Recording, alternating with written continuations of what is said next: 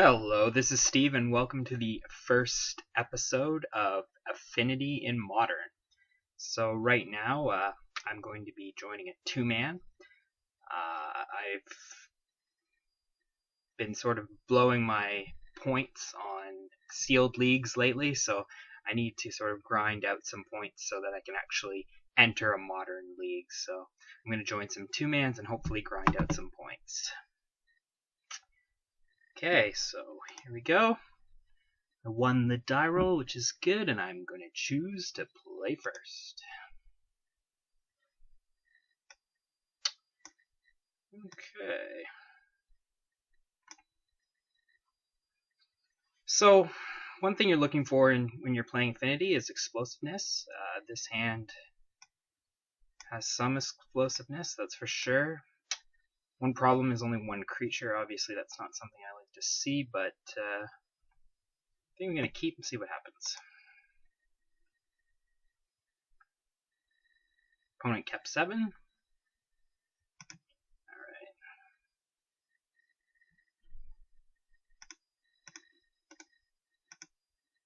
So one thing you want to do usually, especially when you're on the draw, is you want to lead Springleaf Drum before you cast your 0 mana creatures. And that's because if the opponent removes it, then you lose the opportunity to generate mana from Springleaf Drum. So it's really important just get in the habit when you're playing this deck of actually playing Springleaf Drum first. So at turn 1 Cranial Plating and 5 permanents in play. This is the reason why we play Affinity. Alright, Misty Rainforest. Could mean a lot of things. What are we fetching for? What are we fetching for? Oh god, what is it gonna be? Breeding Pool? Probably Infect, I'm gonna guess at this stage. Search for Tomorrow. Okay. Well, that is definitely not Infect. So we're playing Scapeshift. Holy crow. Okay. 2 Cranial Platings. So right now the problem with this hand is that any removal basically ends my game very early. I'm not going to claim that this was the best hand in the world, but you know, I'm getting some early pressure.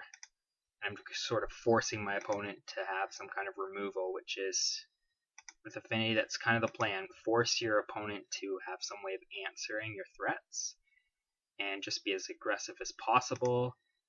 As Frank Carson always says, you want to be bold, but not crazy, but bold. You want to be making risks, and sometimes they pay off.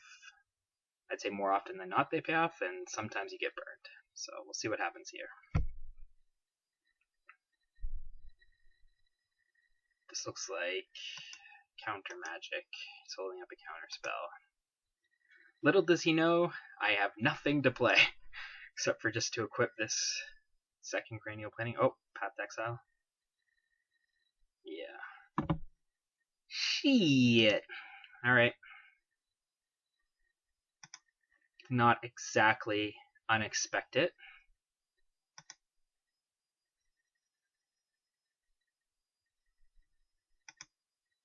I guess I'll play another threat. And equip it up with 2 Cranial Platings. God, this is actually an absurd game. It's basically you sometimes get these games where it's just they literally have to answer every creature you place onto the board, or you just kill them because you have double Cranial Platings. For those of you who don't know, Cranial Plating is an artifact that you can equip to your creatures and gets +1/0 for each artifact you control. Obviously, in a deck like Affinity where you play bananas loads of artifacts, Cranial Plating is kind of insane, and it's one of the cards that you can sort of expect your opponent. This looks like Snapcaster Mage. Yep. Alright.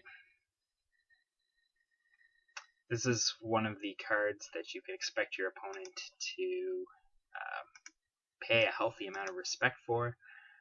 It's also great when you have double black because you can actually move it from creature to creature as an instant. Okay, so by the way, I'm not using the land search on here because I only run one basic. There's some argument for running 2 mountains or a mountain and an island, but I've just overall generally preferred to keep my lands a little more flexible, and I think that mountains are not really the best. I mean, you don't mind having one or being able to fetch for one, but at the end of the day, the artifact and the creature lands are much more useful. And Glimmer Void is also a card that you really want to have, so it's, I've made the decision to include only 1 mountain. I do play 17 lands. Some people with Affinity play 16. I think 16 is not enough, to be honest. Whenever I've played versions of Affinity with 16, I've always felt like it was just 1 land too few. And okay, what is this? Cryptic Command. Well, this game is not going well.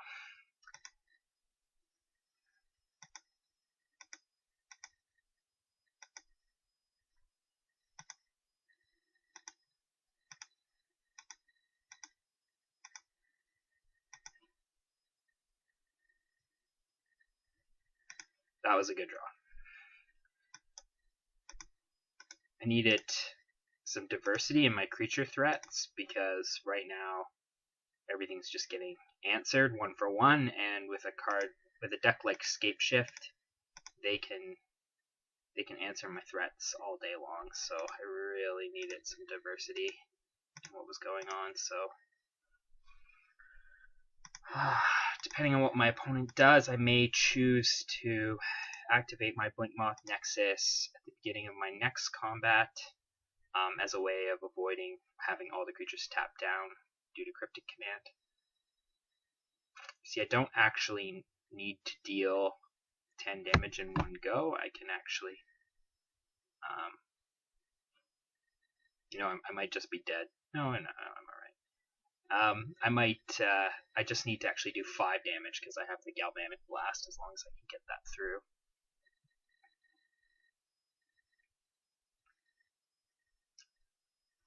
Another Search for Tomorrow? Okay, that's fine. Search for tomorrow all you wish. I don't care about that. If he's gonna combo off and kill me, then he's gonna combo off and kill me.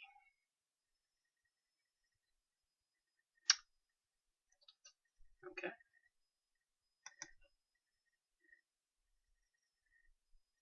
Memnite. Fine. Sure.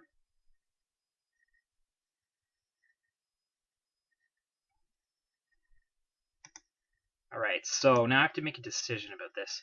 So, the opponent's holding up Cryptic Mana.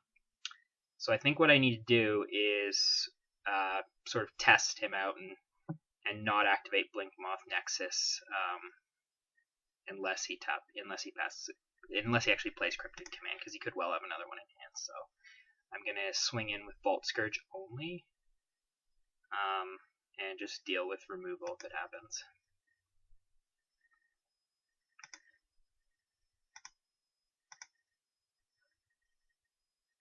And I think we're probably looking at some removal here. Yep.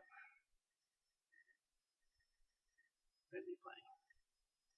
So he actually did have the Cryptic Command, so that's really interesting. Okay, perfect. Yeah, that's fine. Totally fine. Just play Vault Scourge again.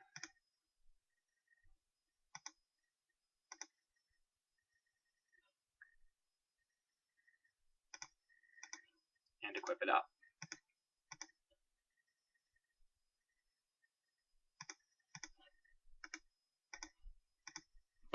So we basically need our opponent to stop having cryptic commands.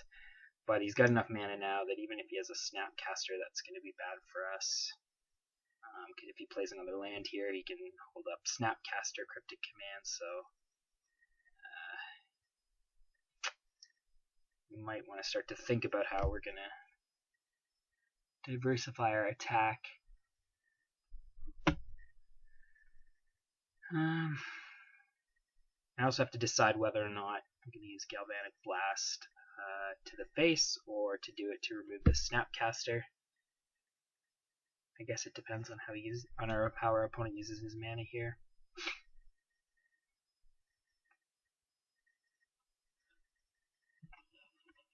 Just thinking.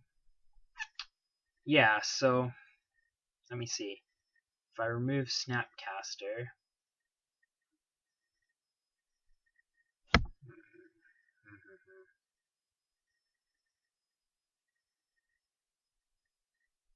I think that might be better.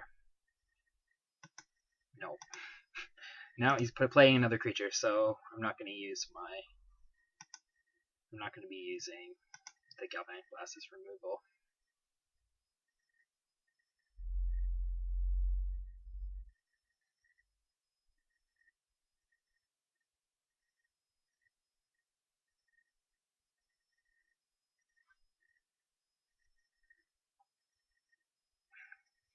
Interesting to note, though, the opponent isn't. Oh, we won. I was going to say he's not holding up mana for Cryptic Command anymore, so that's probably a good sign. Perfect. Okay. So we're going to sideboard now.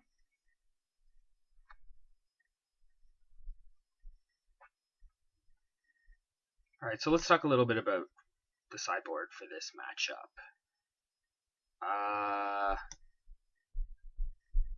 Basically, we're dealing with a combo deck, so we just need to kind of get our threats through. Haven't played a lot of Scapeshift recently. I kind of don't really remember what they have, but I imagine since he's playing white, he probably has some number of Stony Silences, so these Thoughtseize will be key. Eidolon does nothing. These cards do nothing.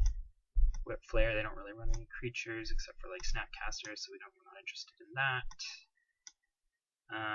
We're not really interested in Chalice. Etched is kind of slow. These cards are no good. So it's basically, I think, the three Thoughtseizes, and I don't think we want Etched Champion.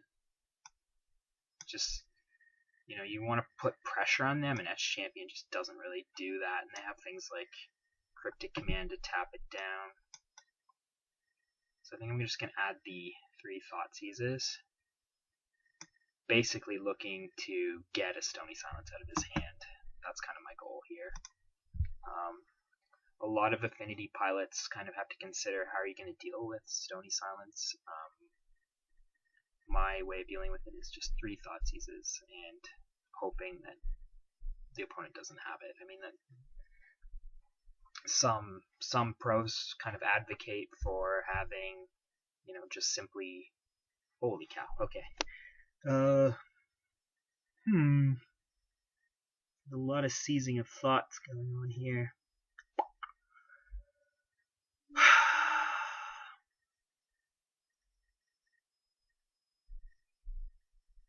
Oddly enough, I'm kind of tempted to keep this hand.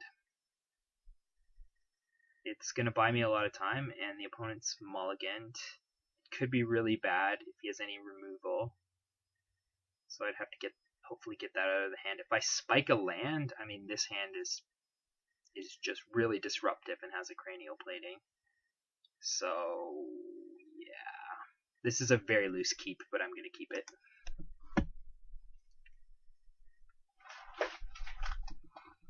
See, a lot of times opponents with white mana and Stony Silence are literally mulliganing to get that Stony Silence to shut you down. And I got a second land. That is amazing. Okay, so it's a bit loose in the sense that one removal spell will basically destroy my Glimmer Void. But I am going to play Glimmer Void, Memnite, and Thoughtseize and just pray that the hand is not something that I can actually beat.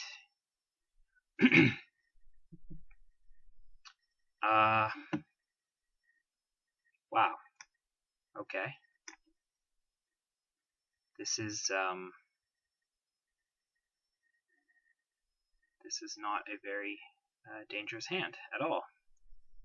There's no removal and there's no Stony Silence, so well, don't think I like the Snapcaster Mage, and I'm just going to remove the Bring to Light with the other Thoughtseize, so I'm just going to take the Snapcaster for now. He can ramp a little bit if he wants. It's fine with me.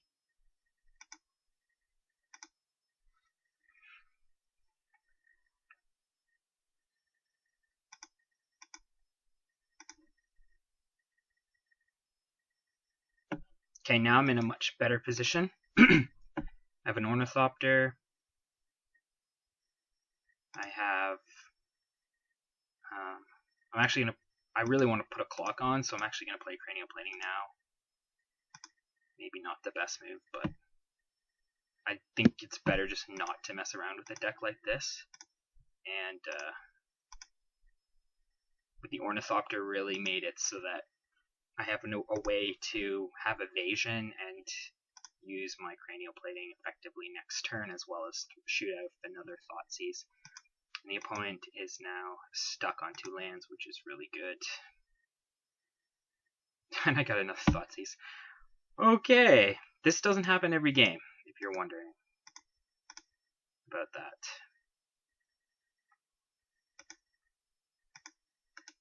I'm gonna Thoughtseize.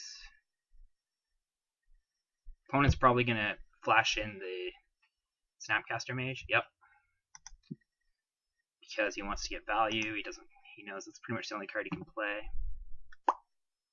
I don't know, he's pretty far away from a lot of these cards.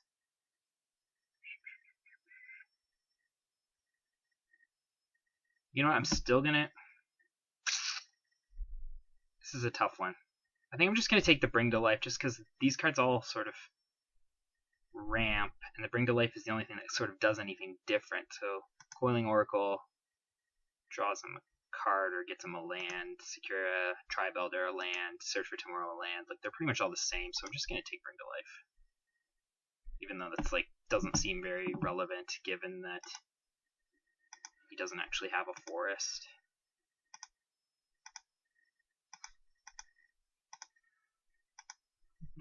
This is a really strange game. I mean, I'm just like loaded up with Thoughtseizes and Disruption, but I don't have a lot of pressure except for one Cranial Plating. But that one Cranial Plating should be... Oh, that was a good draw. Yeah. Always play Steel Overseers as soon as you have them. The only time to hold back a Steel Overseer would be if you're playing a combo deck where you would much prefer, say, having a Master of Ethereum out just to get a faster clock. Or the other reason would be if you don't want to run a Steel Overseer into a Spell Snare and you'd rather, for whatever reason, that your opponent's Spell Snare is a different card, like a Cranial Plating. You may choose to hold your Steel Overseer up. Generally, you want to get them out as fast as you possibly can, because then you can do ludicrous things like playing your Volt Scourge,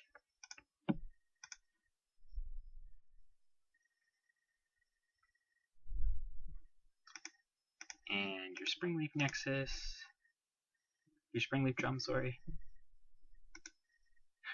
shooting out your third Thoughtseize of the game, just out of curiosity, just to see what your opponent has. Interesting. Okay, I'm alright with that.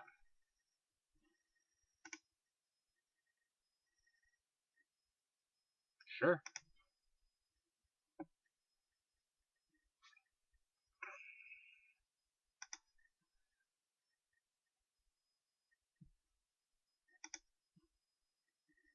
So I think we pretty much know what's going on here. Get a mountain.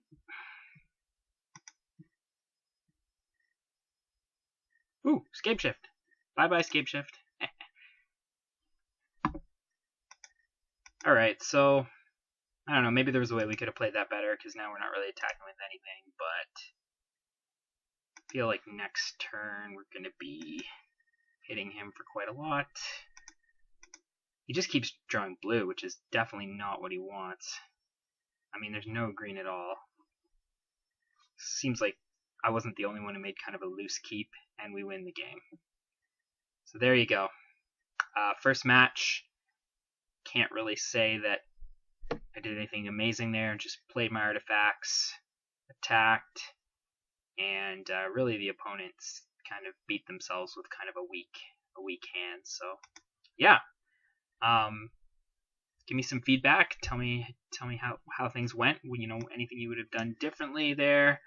I'm really just posting these video series to get better at this deck, to kind of talk about it and get other people to kind of share their thoughts on my play style. And yeah, hopefully, you know, you saw something interesting there, and if not, you know, don't be too mean in the comment section. I have very delicate feelings. Thank you. All right, see you guys. Bye.